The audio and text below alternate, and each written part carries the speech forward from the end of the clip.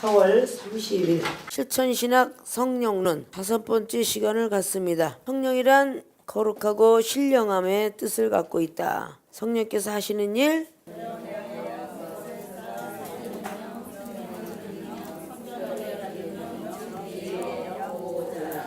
세 가지 이상은 머릿속에 외울 것. 믿습니까? 기말고사에 꼭 3가지 이상은 쓰세요 하고 나오죠. 대원의 영이든 보혜사든 살리는 영이든 생명을 주는 영, 성결하게 해주는 영, 진리의 영, 보호자, 왜 등등 있습니다. 이게 성령께서 하시는 역할이다. 이번에 성령론을 통해서 배우고 있는 것은 예수님께서 사용하신 은사, 요한복음 4장 말씀을 가지고 배우고 있습니다. 예수님께서 사용하신 은사, 이 은사는 선물이다 라고 말을 했죠. 하늘로부터 내려온 그 선물, 세상에 있는 부모가 주는 선물이 아니라 하나님으로부터 보이지 않는 분, 어떤 무용의 힘, 그런 어떤 영의 역사 속에서 내려오는 게 바로 은사다. 그래서 하나님의 선물이라는 비유를 하고 있어요. 오늘 여기 있는 산마리아 여인한테 우리 주님은 하나님의 귀한 선물에 대해서 말씀을 해주시고 있는 것입니다. 바로 세계의 신학교 학생들이 성령의 체험을 받기도 하였지만 하늘로부터 내려온 그 은사에 대한 그 뜻, 정의, 그리고 방법, 무엇이 필요한지, 또 왜 필요한지, 또 어떻게 필요한지 이런 것들 등등 모르기 때문에 우리가 배우고 있는 거예요. 선물을 받아진 어린아이는 기뻐 뛰며 좋아할 줄은 알아도 그 선물이 어디서부터 내려온 거, 물론 부모를 통해서 샀지만 또 어느 가게에서 샀는지 이런 것들은 어린아이는 몰라요. 무조건 주었기 때문에 그냥 기뻐 뛰는 것뿐이에요. 우리가 은사 받으면 눈이 열리고 귀가 열리고 말할 수 있고 병든 것이 몸이 낫고 이런 기쁨을 우리가 만끽할지라도 바로 이러한 은사가 어디서부터 내려오는 것인가 우리는 알아야 된다는 것이죠. 그것이 야고보서 1장에 하나님의 선물은 하늘로부터 내려온다 라고 말했죠. 하늘의 어디로부터?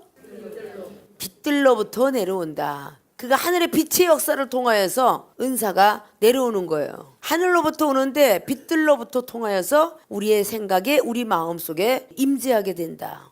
빛이 우리 마음에 들어오면 하나님의 빛이 살아서 운동력이 있기 때문에 죄가 없어지고 예수 그리스도의 그분의 빛만 남아요. 그래서 하나님이 주시는 선물을 귀하게 여기고 구할 줄 알아야 돼요. 성령이 아니면 우리는 변화받지 못합니다. 믿습니까? 은사는 죄인들을 의롭게 만들어준다. 어디다 그랬어요?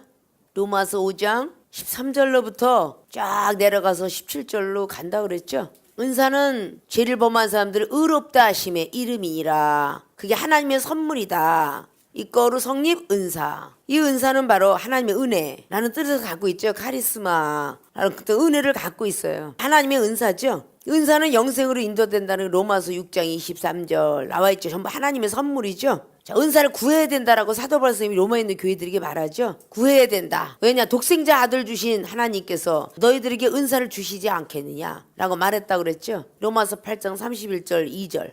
그래서 은사는 하나님이 주신 것이다. 자, 이런 은사를 율법을 가진 이들에게 우리 주님은 선포하셨어요. 율법이 중요하기도 하지만 율법 플러스 은사가 있으면 더 중요하다를 알리기 위해서 요한복음 2장에도 율법의 항아리를 그대로 두고 물을 집어넣어서 포도주가 되라 라고 말했다는 거예요. 은사는 하늘의 빛들로부터 오기 때문에 기적을 이야기합니다.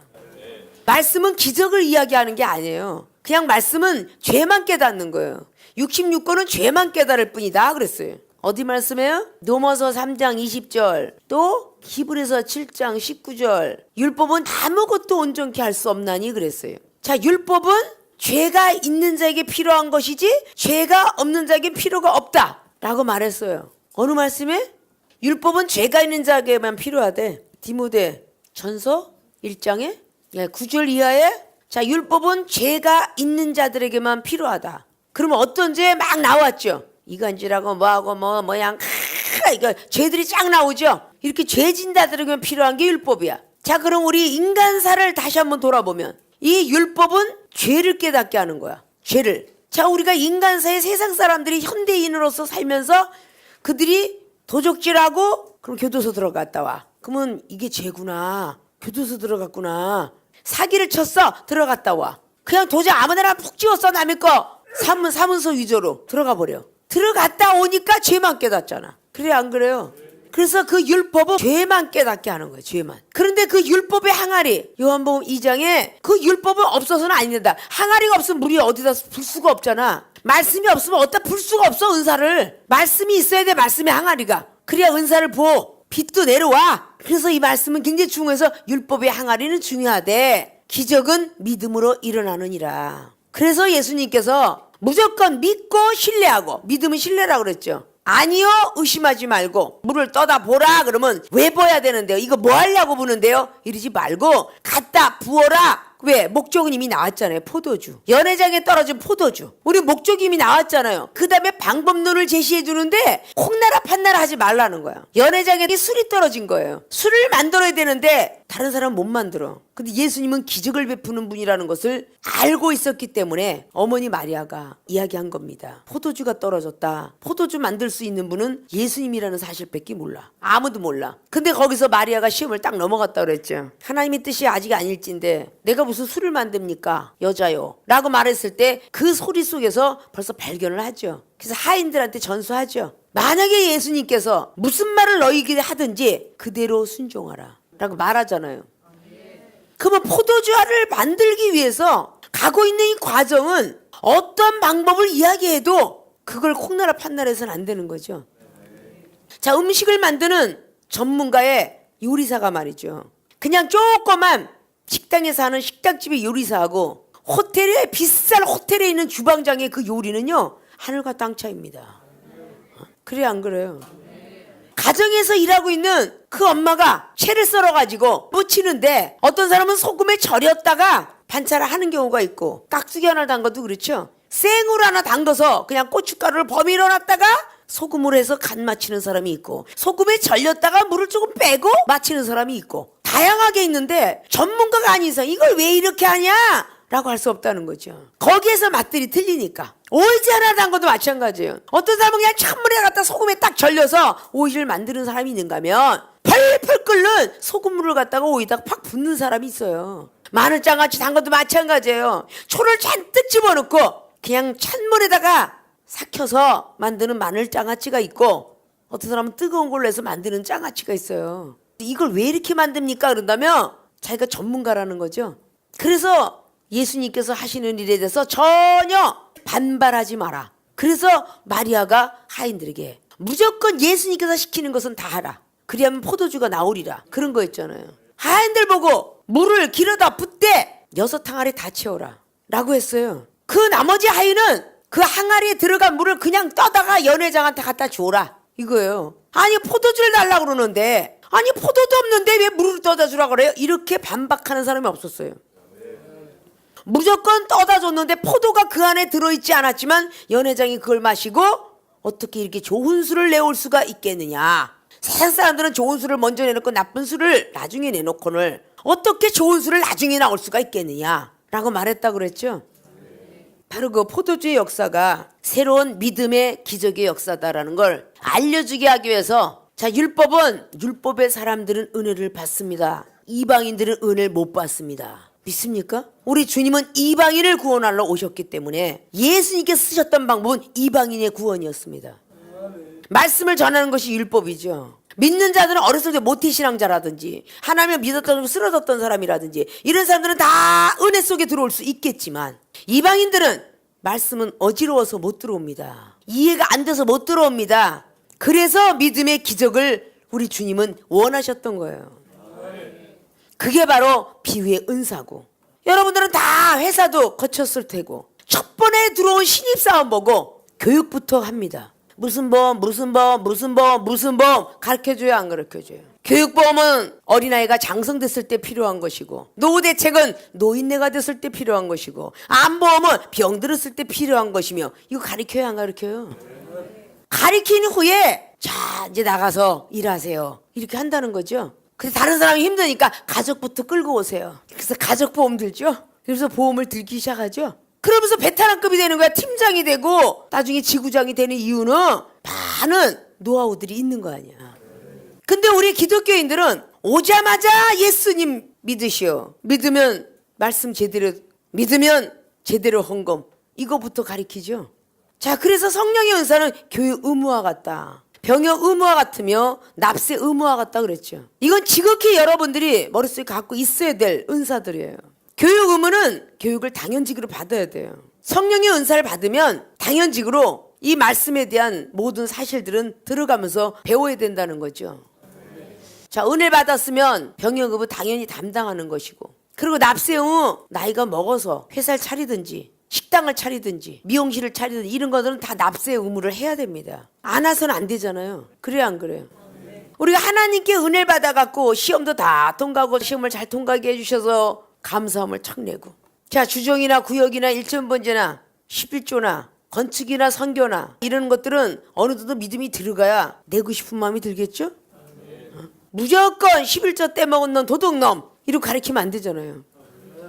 무슨 도둑놈이야. 그렇잖아요. 그래서 이방인이 뭐라고 하는지 아세요? 내 돈 떼어먹은 하나님 도둑놈 이렇게 얘기한다는 거야. 내가 힘껏 돈 벌었지, 내가 노동해서 벌었지, 이게 왜 11조가 10의 1이 내가 100만 원 버는데 10만 원이 왜 하나님 거 당신 거래?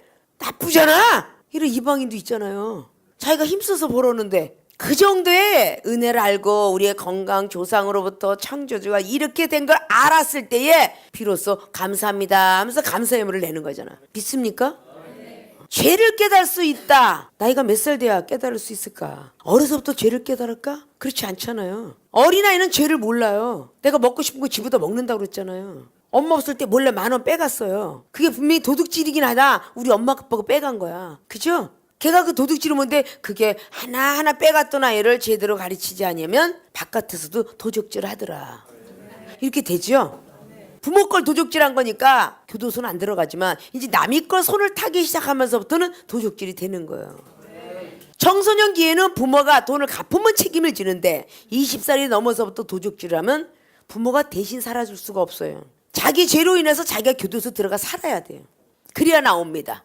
이런 것처럼 그 어린아이가 죄를 깨달을 정도가 되려면 나이가 먹어야 되듯이 하나님의 사람들도 율법의 죄를 깨달을 정도가 되려면 한참 후니까 말씀들이 더디 들어가는 거죠. 그래서 초신자는 기도만 하는 것이다. 어린아이 때는 젖만 먹고 우유만 먹는 것이다. 이유식만 먹는 것이다. 이 세상에 살면서 교육이요, 세상의 반편성을 책임집니다. 믿으십니까? 교육이 말이죠. 국민학교 때부터 대학교 대학원까지 박사학위 따길 때까지가 7살 8살 때부터 시작해요. 공부를 몇 년 합니까? 엄청 많이 하죠. 반평생은 흘러갑니다. 그렇게 공부를 하지 않으면 세상을 살아갈 수가 없잖아요. 얼마나 중요한 일인지 몰라요. 공부라는 것이 의학 공부를 해갖고 의사가 정도 되려면 8살 때부터 시작해서 거의 한 40이 돼야 박사 따가지고 보건소 정도 취직한다고 그랬죠. 그래요, 안 그래요? 한갑을 잘 먹고 죽으면 반평생을 더 사는 거지만 그렇지 않고 죽으면 공부의 반평생보다 못 사는 거죠. 그래, 안 그래요? 그러면 율법 자체가 우리에게 반수 이상은 차지하는 시간을 가져야 되는데 어린이가 젖 먹는 거 빼는 거 2살 때 3살 때 이유식 부모가 먹여 살리는 거 계속적으로 밥을 헤매기는 기간이 20살까지는 부모가 헤매기죠. 그래서 우리가 초보자였던 시절이 한참 넘어가야 이제 말씀을 좀 아는데 이 말씀을 안다고 해서 다 아는 게 아니라 죄만 깨달을 뿐이라. 믿음으로 기적에 행할 것을 믿어야 우리는 믿음을 가졌다 볼 수 있어. 아니, 포도가 들어가야 포도주가 돼야지. 일어날 수 있어?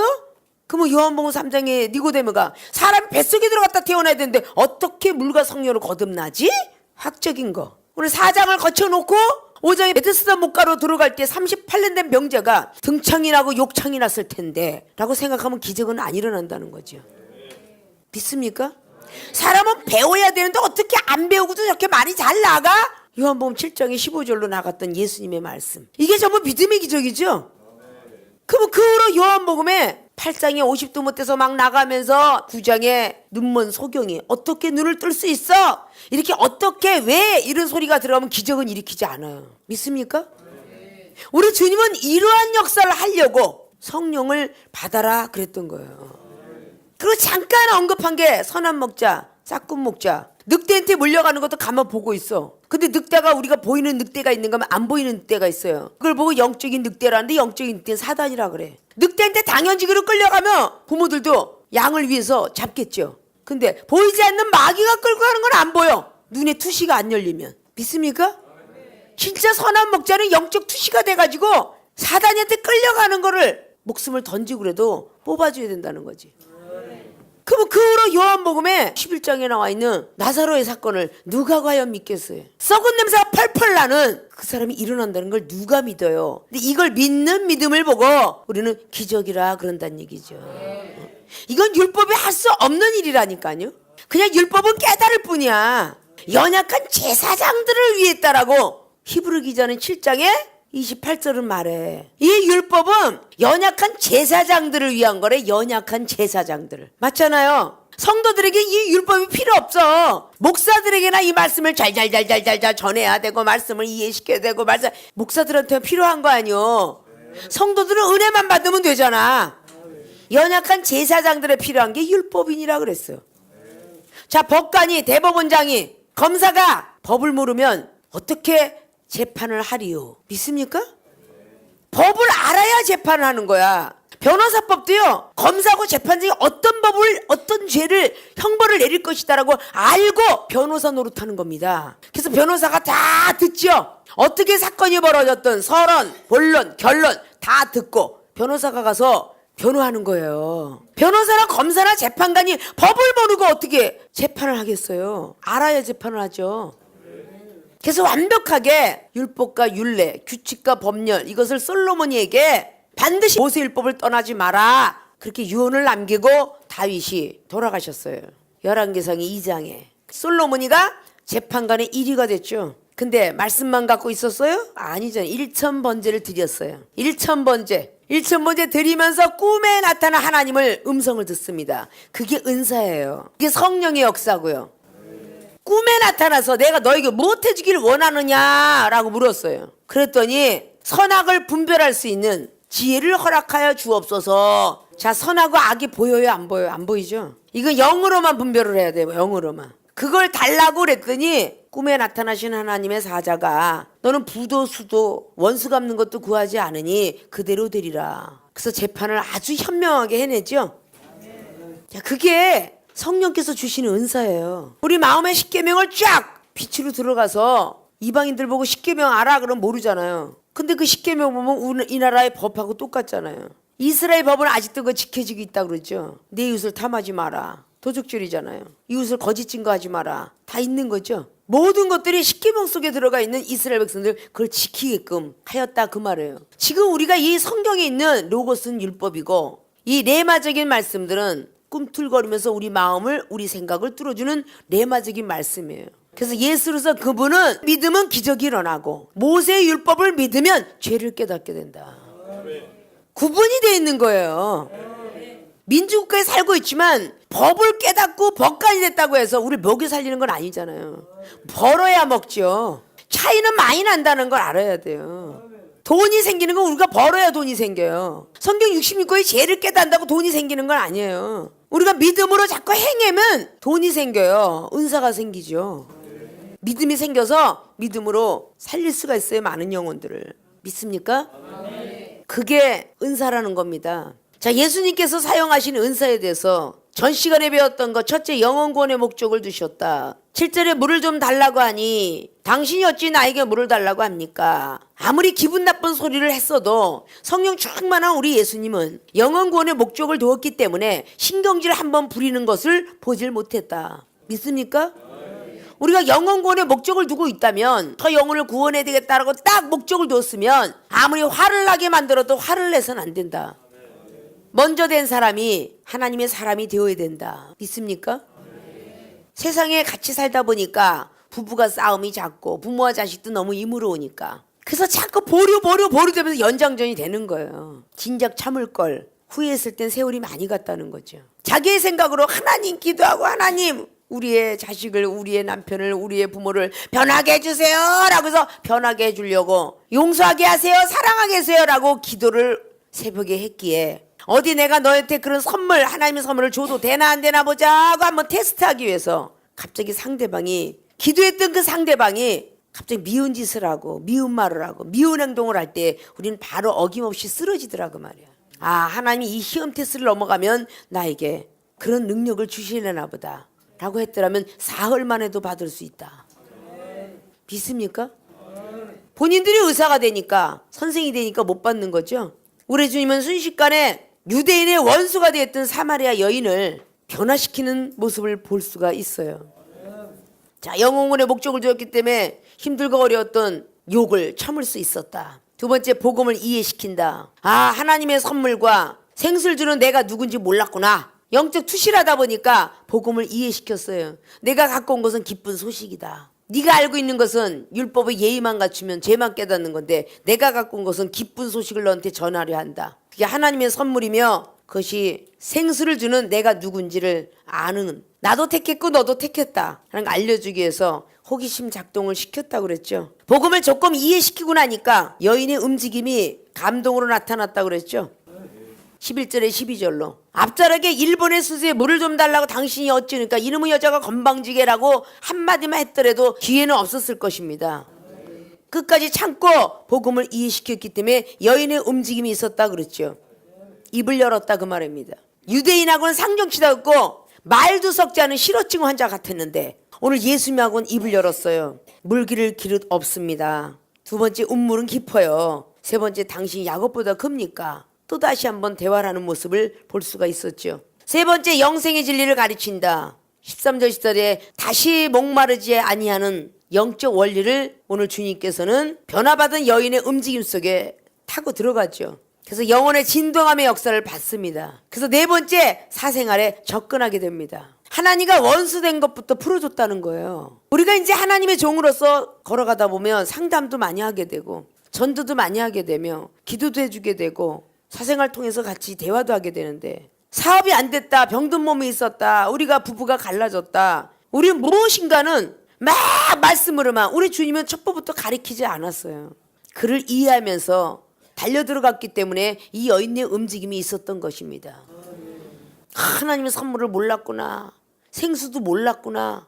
그리고 막 투덜거리면서 나는 물기를 기릇도 없다, 분명히 그릇 갖고 와서 지금 양동이에다 물을 길러 와놓고도 그릇이 없다라고 생떼를 부리죠. 운물도 깊다, 운물 깊은 건 이미 알고 있는데 또 운물 깊다고 투덜거리죠. 당신이 야곱보다 크냐, 아까 말했는데 또 야곱보다 또 크냐 라고 또 빈정거리고 있죠. 예의 없는 모습을 우리 주님은 한 번도 탓하신 적이 없다 그 말이에요. 응? 소문은 듣고 있는지라 예수님 밑은 12제자를 택했노라. 자, 소문으로 알아요 몰라요? 알겠죠?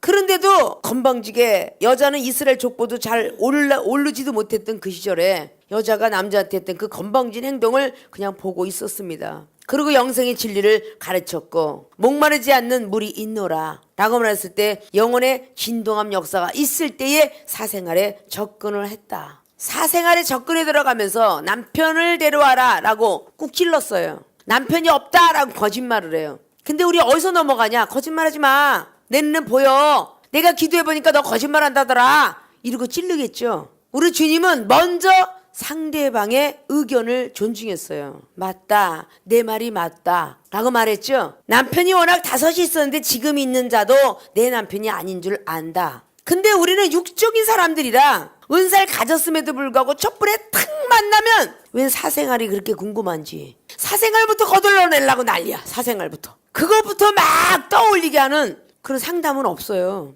은사 사용하는 것도 마찬가지고요. 성령은 언제 받았고 신앙생활은 언제 했으며 이런 것부터 해야 된다고 목회 상담학에서 배우셨죠?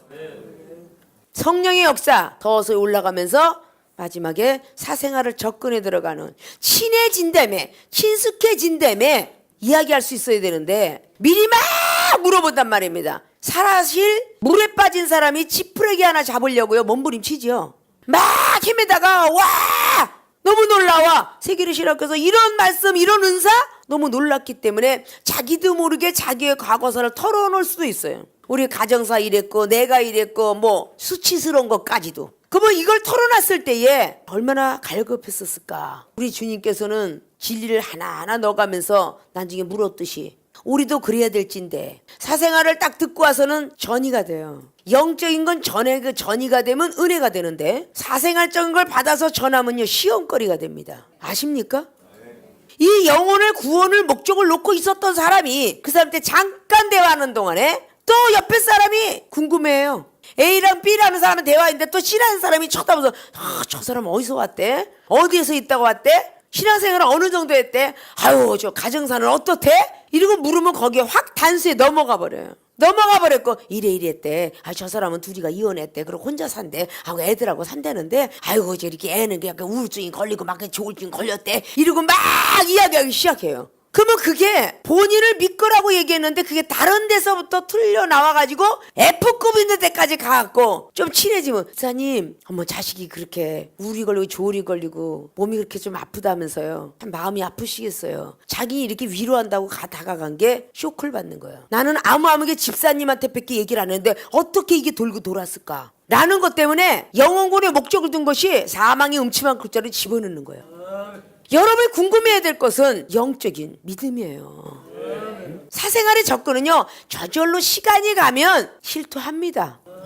알게 돼요. 자연스럽게. 이 중에 많은 문제가 있던 사람을 첫 번부터 얘 이런 애다 이러겠어요? 아니잖아요.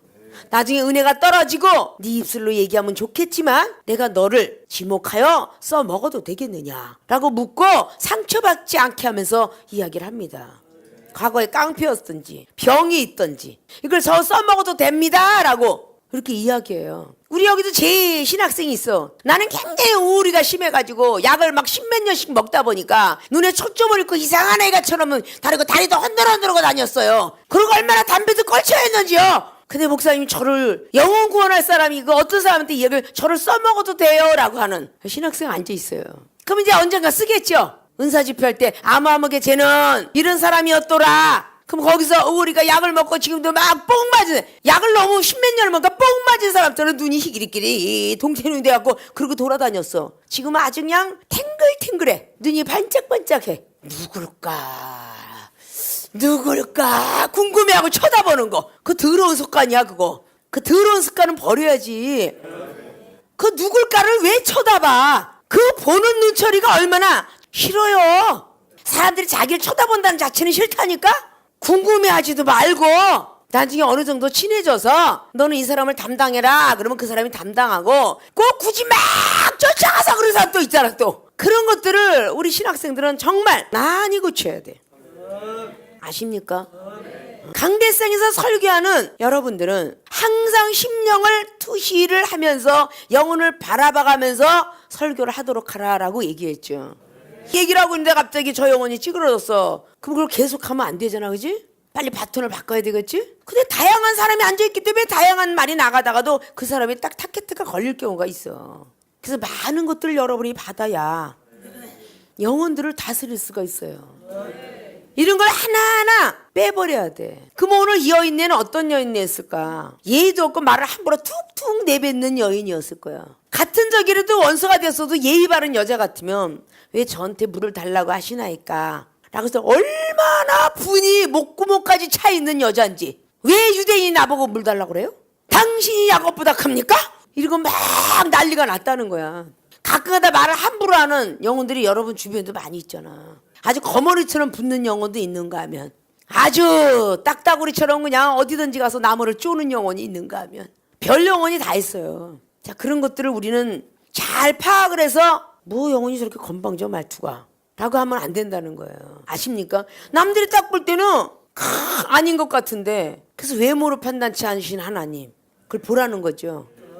그냥 강한 메시지하고 막 경책 그냥 주의적 경책하면서 막 설교했는데 아이고 큰일 났다고 판단 짓고 있는 사람은 하나님이셔야 될 텐데 나의 종아 너무 강하구나 이럴 분은 하나님이어야 되는데 다 하나님이 여호와 하나님 예수님 성령 다 앉아갖고 어머머머머 저기 새로운 영혼이 왔는데 오늘 어쩌면 저렇게 소리를 막 치실까 아 좀 조용히 하시면 안 되나 이러면서 다 하나님이 돼갖고 앉아있어. 그러니 그걸 어쩌. 아니 그 영혼은 하나님이 하실 일이고 난 지금 하나님의 대언을 통해서 전하고 있는 것인데 하나님이 알아서 책임을 지겠지. 자기들이 콩나라 팔라 할 필요 없잖아. 그럼 설교하고 나와가지고 내가 딱 해서 내가 오늘 많은 강한 말을 하고 소리를 쳤는데 놀라지 않았습니까? 그러면 아니요 저는 참 재밌었어요. 저는 이런 걸 원했어요 목사님. 이렇게 강한 목사님을. 오늘 자기들이 볼 때는 놀래서 경계할 만한 영혼이 그런 대답을 해. 아십니까? 아니 자기가 시험을 못 넘어갔다고 남도 못 넘어갈 거 뭐냐잖아. 그런 이야기 속담이 있죠. 어? 까마귀 검다 안들 속도 검을까 하노냐 그런 얘기 있죠. 그냥 자기들이 볼 때 그냥 지레 겁먹고 신학교가 되었던 교회가 되었던 하나님이 이종한테 맡겨놓은 영혼들, 하나님께서 이종을 통해 나가는데 떨어질 영혼들이 됐다 할지라도 그거는 반드시 떨어질 거니까 하나님이 떨어지게 했을 것이고, 농부가 아무리 사과가 잘 자랐어도 까치가 와서 따먹은 거는 미리 따버리는 법, 또다시 넌 잘 자라라 잘 자라라가 아무리 보호해도 도둑놈이 와서 따가면 어쩔 수 없는 거. 그렇잖아요? 농부가 밤새껏 지킬 수는 없잖아. 하나님도 우리를 보고 지켜라 지켜라 말씀대로 살아라 은사 갖고 살아라 이르고 일러주셨어. 우리 스스로가 보호하라고. 그죠? 스스로 호신요 은사 말씀 믿음 주셨잖아요. 믿습니까? 수 없는 이야기를 해도 우리는 그 이상을 넘어가질 못해요. 같은 마음을 갖게 되면서 이해를 시켰어요. 위로 이해 사랑 주여 선지자로소이다 예배 궁금증하고 다섯 번째 같은 마음을 갖는다. 그래서 같이 울고 같이 울어라. 성령의 은사를 받은 사람은 같은 마음을 가져야 돼요. 울 때 같이 울고 웃을 때 같이 웃어라. 믿습니까? 로마서 12장에 15절 같은 마음과 같은 생각을 가지라는 거죠. 같은 마음 갖기가 참 어렵죠. 저 상대방의 믿음에 포커스 맞춰라. 내 믿음에 맞추지 마라. 근데 자기 은사가 나가고 자기 믿음이 나가. 아십니까? 상대방의 믿음에 맞추는 거야. 그게 같은 마음을 갖는다는 거야. 주님께서 그래 네 말이 옳도다. 상대방 말을 먼저 존중해 줬잖아. 인격 존중. 믿습니까? 그 후에 좀 숨을 쉬다가 그래 남편이 5이 있었는데 지금 있는 남편도 네 남편이 아니구나 라고 했다는 거죠. 그때 성령이 임하면서 주여 선지자소이다. 아 이분이라면 내가 궁금한 걸 물어도 되겠구나. 그때 입을 연 거예요. 이분이시라면 다른 사람 유대인을 계속 원수가 되었었기 때문에 저런 싸가지라면 내가 얘기할 필요가 없다. 이렇게 됐을 거 아니에요. 그런데 예수님께서 하신 거는 좀 틀렸다 그 말이죠. 믿습니까? 자, 그래서 예배에 궁금증을 생겨서 예배의 정의에 대해서 알려주셨어요. 사마리아 여인이 드렸던 그 예배, 그린 휘산에 들었던 그 예배는 율법의 모형이요. 그리고 예루살렘에 드렸다는 것은 율법의 말씀의 모형이요. 신령과 진정한 예배는 성령의 은사를 통해서 드리는 예배의 모형이다 그 말이죠. 그러니까 그런 거를 가르쳐 준 것이 전 시간에 예배 정의에 대해서 우리가 배운 것이에요. 복습을 하다 보니까 시간이 다 갔네. 7번째 사랑의 정의를 여자의 변신과 증거하는 능력, 그리고 내 말이 아니고 친히 듣고 하는 시험을 통과하는 장면들을 보게 돼요.